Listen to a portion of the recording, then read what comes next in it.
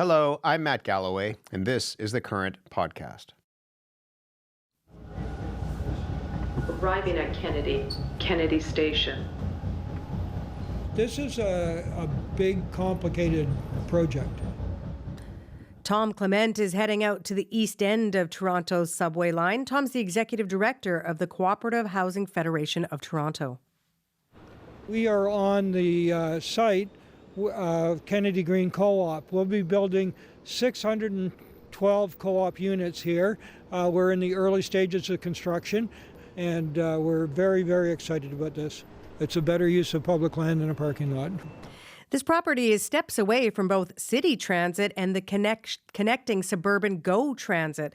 And it's the first large-scale new co-op housing development in Toronto in decades.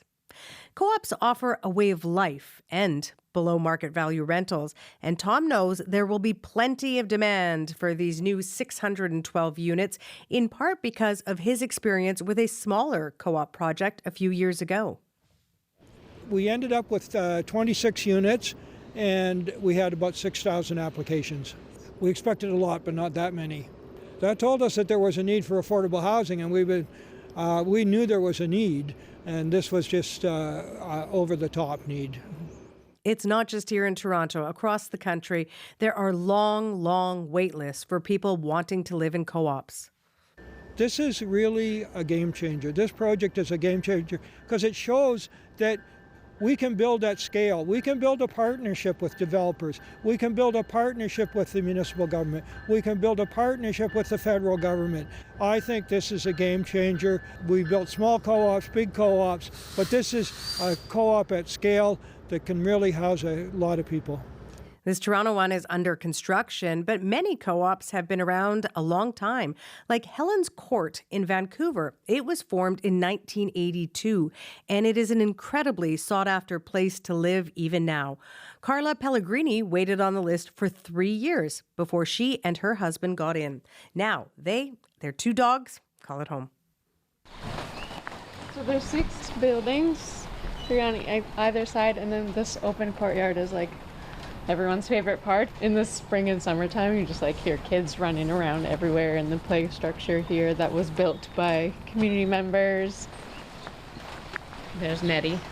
Yeah, so most of the units, their only option to get out of their apartment is to come out into the courtyard, so it's just a natural place of confluence and chatting.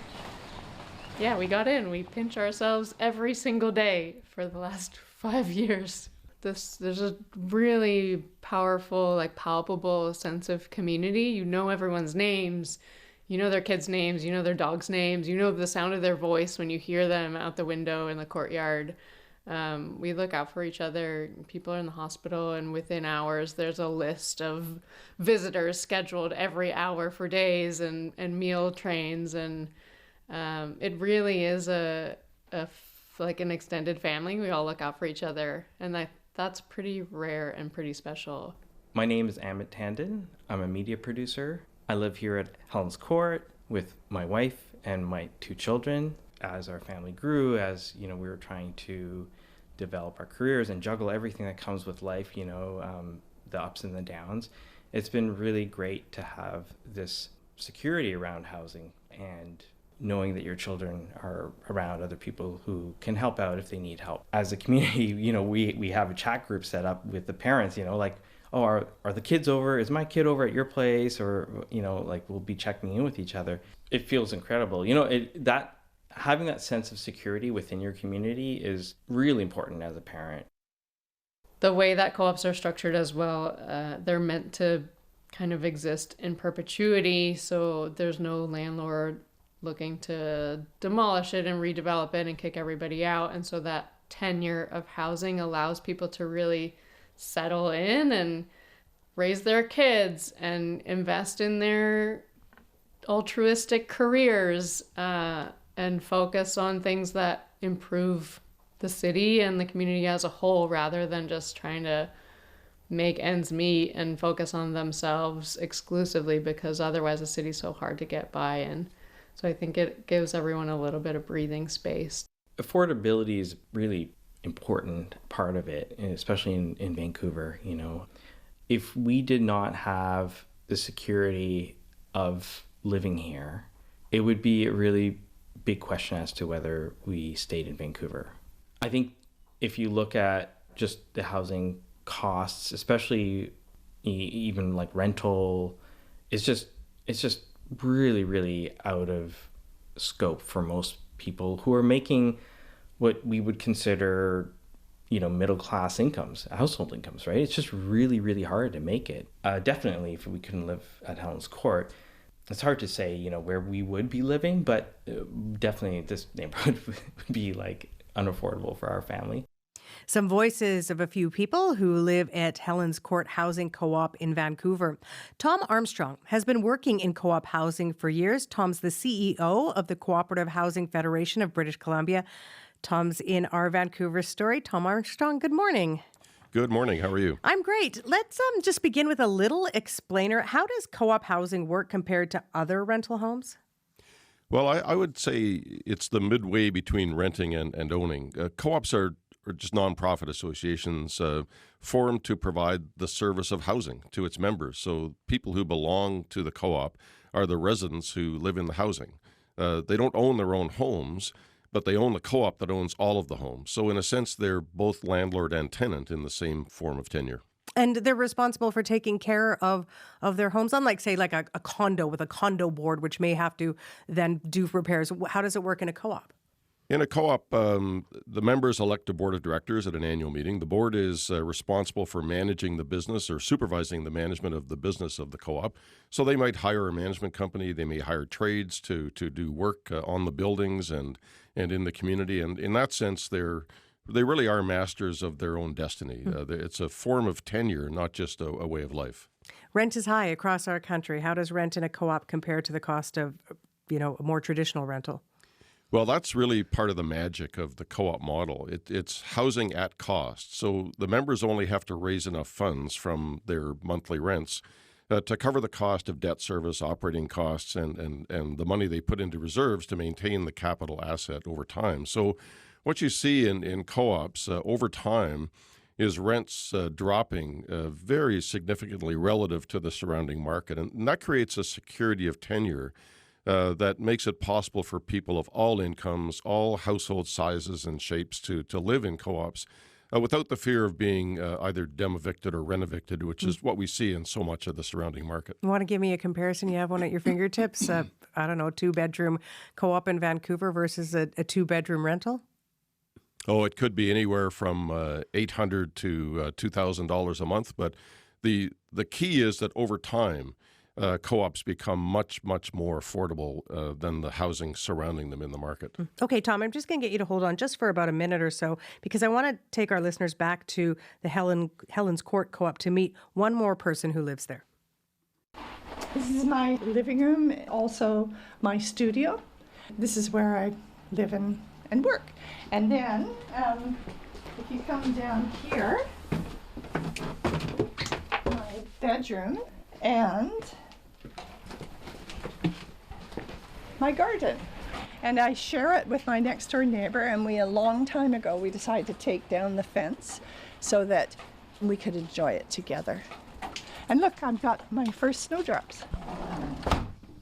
And that's it. And some would say that it's a challenge to live in 400 square feet, but I have found it to be a liberation because it's in Helen's Court and because it's not going to be yanked out from under me. It has the sense of a village within the city, and that means a huge amount for this 73-year-old who's been here for 41 years. What that means is for 41 years, I have entered into the courtyard to come home and had accidental encounters with neighbors to get to my front door in that courtyard. You multiply that by 41 years, and that equals an extraordinary layering of relationships. I know every single person by name in this co-op. Every single person, every single kid, every single pet by name. And so as a single woman, that means that I have an extended family of over 100 people. that's gold. That's Nettie Wild. Thom, let me bring you back into our conversation. She talked there about, taking down fences instead of putting them up. And we heard from the residents earlier about the sense of community. Is that unique to this particular co-op? It's not unique to that co-op. It's unique to the co-op form of tenure, I would suggest. It's so rewarding listening to those voices. Because if you asked someone why they moved into a co-op yesterday, they would probably say because it was so affordable relative to the market around it. But if you ask someone like Nettie or any of the other members why they've lived there for 10, 20, 30, in this case 40 years, they'll always say it's the community that they've managed to build with their neighbors. Their neighbors, their friends, their business partners, their shareholders in a common enterprise. And that's what makes the co-op form of tenure so unique and so powerful in the housing ecosystem. Thom, I like people some of the time, and some of the time I just want to be on my own. So is a lifestyle for everyone? Does living in a co-op always mean a cooperative way of life, being involved with neighbors and upkeep?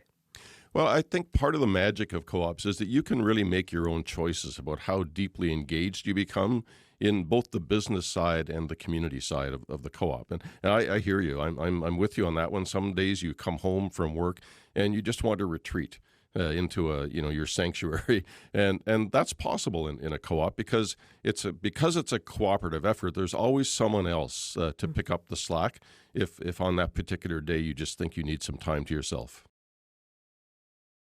I'm thinking about this idea of having others around you should you want, in a world where we talk more about loneliness and people being in their own silos and their heads in their phones. So is that one of the strongest benefits for modern co-op living?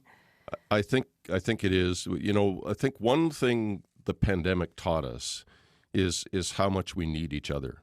And co-ops may be experiencing a bit of a resurgence now, a renaissance. And I think it's because people realized that without having friends, without having neighbors, without having someone across the way you can rely on to help you out of whatever difficulty you happen to be in, life is just not as rich as it could be. And that's really the magic of co-ops. You lived in a co-op. Do you still live in one?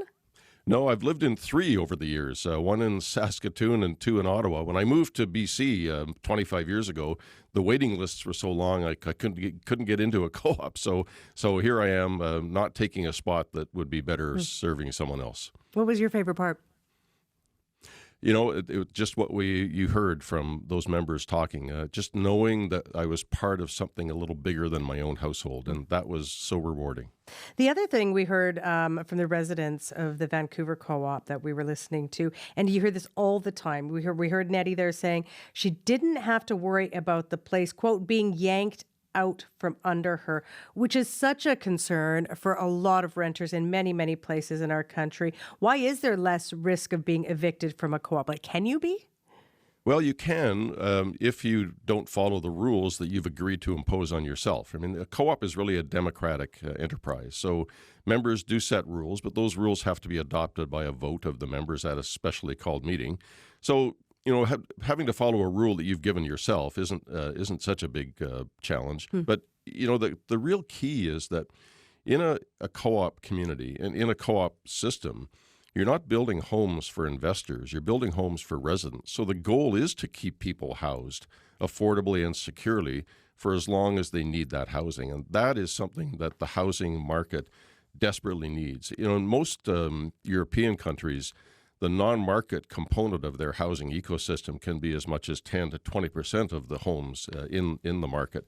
In Canada right now, it's 3%. And we need to do something about that. We need to introduce co-ops at the scale of the problem we're trying to solve. So we'll talk more about what should happen, but let's just go back, because there was a time that co-ops were part of a social movement. A lot of new co-ops were being built in Canada.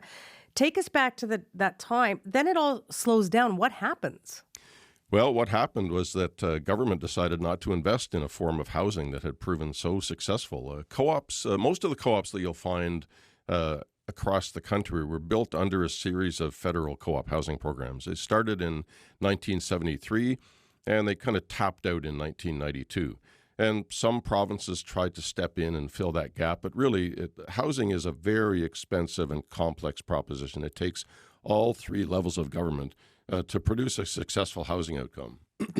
And that's what really happened. The federal government in 1992-93 decided, as part of that war against the debt and deficit, to download responsibility for housing to the provinces.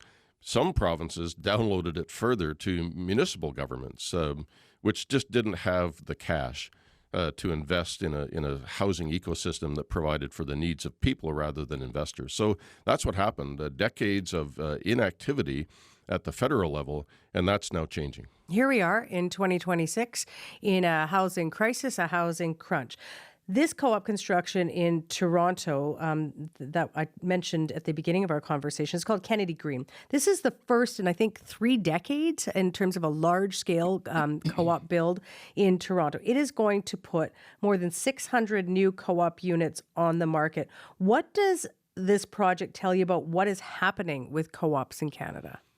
You know, in short, it tells us that we're back. You know, we're so proud of our friends at the Co-op Housing Federation of Toronto. They have worked for years on this enterprise, and now with the new federal co-op development program at the table with the province, with the municipal government, this is absolutely a game changer. This will show people that housing co-ops are back. We're here to stay, and combined with a community land trust model that can be an engine for growth, we can build a new generation of co-ops at the scale of the housing problem in Canada. So congratulations to the Co-op Housing Federation of Toronto for this. This is a big one, 612 units. Is that kind of the scale and scope we're seeing with other projects across our country? That is, at the moment, an outlier in terms of size. But, you know, the size of housing developments has to match the local market. So 612 homes in that market at that location, based on a beautiful design, is exactly appropriate for that site. You'll see more modest scale developments in different parts of the country, Vancouver being one of them. And new development has to be suited to the character of the local community, and that's what we're seeing. Do you have a sense of how much co-op building is going on now across our country, big or small?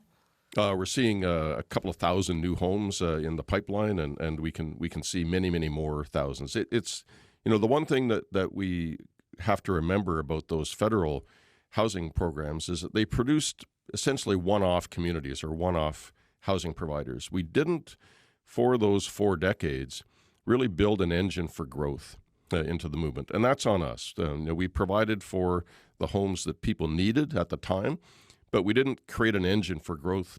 But that is changing. We now have a very vibrant community land trust ecosystem emerging across the country. We can build, we can buy, we can redevelop. We can add many, many thousands of homes to the co-op sector, and that's exactly what we're going to do. Tom Clement talked about partnerships. You mentioned, you know, the downloading of housing to provinces and the need for all levels of government to be involved.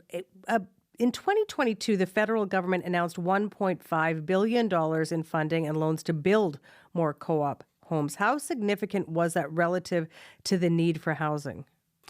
It's very significant, and I would say it's a great start.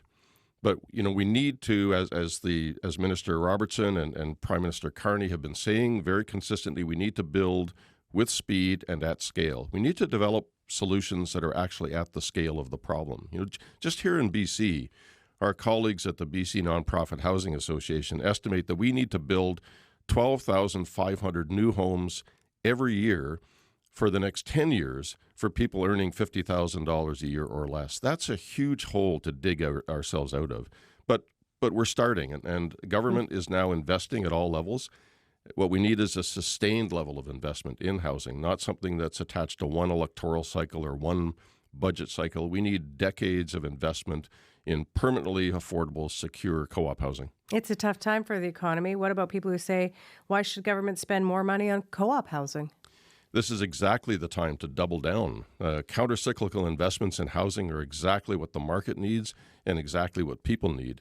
You have to remember that when the market slows down in private housing development, the entire development industry slows down. We can put that industry to work, building new co-op homes that are safe, secure, and permanently affordable for people who really, really need them.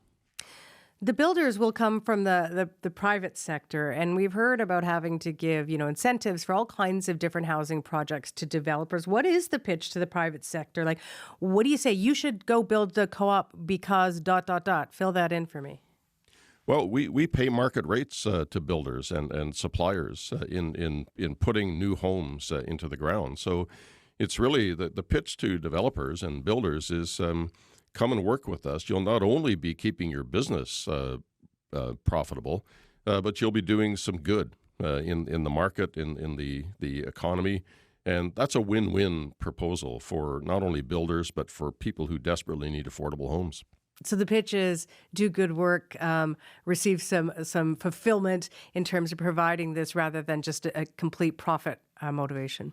Exactly. And we find that builders are tripping over each other to come and work on affordable housing, community-based housing, not just co-ops, but nonprofits. And our colleagues at the Co-op Housing Federation of Canada are really promoting that model across the entire country. And as I said, I think we're on the cusp of a real renaissance in co-op housing, unlike anything we've seen since the mid-'80s. What gives you that belief? I see that people who have a chance to be involved in a co-op development, whether it's providing the initial financing, whether it's building, whether it's a municipal councillor voting to put a piece of land into a co-op development, they don't just see units being built. They see homes being created in vibrant communities for people who reach out into the broader community and want to be part of something bigger than themselves. They see the economic and the social returns from investing in co-op housing. I want to introduce one more thing into our conversation. Land trusts have become a popular way to get co-ops built. How does that work? We're so excited about the prospects for community land trusts. They're relatively new in Canada, but they've been around in the United States and Europe for some time. A land trust is just a nonprofit enterprise formed to acquire and hold land for the benefit of the community. So for our community land trust in BC, we're building new co-ops. We're buying co-ops that are owned perhaps by a pension fund, and we're securing those homes in perpetuity. So the land trust is really the steward of the asset and the engine for growth that we've always been missing in the co-op housing sector. And I think it's the key to this renaissance, and it's something that's going to make a difference in people's lives for generations to come. The Canada Mortgage and Housing Corporation, the CMHC, says housing starts have to double to about 450,000 new units a year until 2030 to have enough affordable housing to meet projected demand. Tom, do you think that co-ops builds are going to be more than a drop in that very, very needed bucket? We have to be. We have to be building out a more robust, a more muscular non-market housing sector. If we're going to serve people who need affordable housing at incomes that have been so disconnected from market rents that it makes just living day to day a struggle for the ordinary person, co-ops are going to have to be a material solution, part of that solution. And in fact, I think it's probably a conservative estimate that you've heard from CMHC. We need many, many more homes. Okay, so when I talk to you in 5 years again, Tom, what kind of present tense then, what kind of future are you hoping for co-op housing in our country? I'm hoping it'll be tougher to get a hold of me in 5 years because I'll be so busy going to the next ribbon cutting to open the new co-ops up and down the street. Appreciate your time so much. Thanks, Tom. My pleasure. Thom Armstrong is the CEO of the Co-operative Housing Federation of British Columbia. You've been listening to The Current Podcast. My name is Matt Galloway. Thanks for listening. I'll talk to you soon.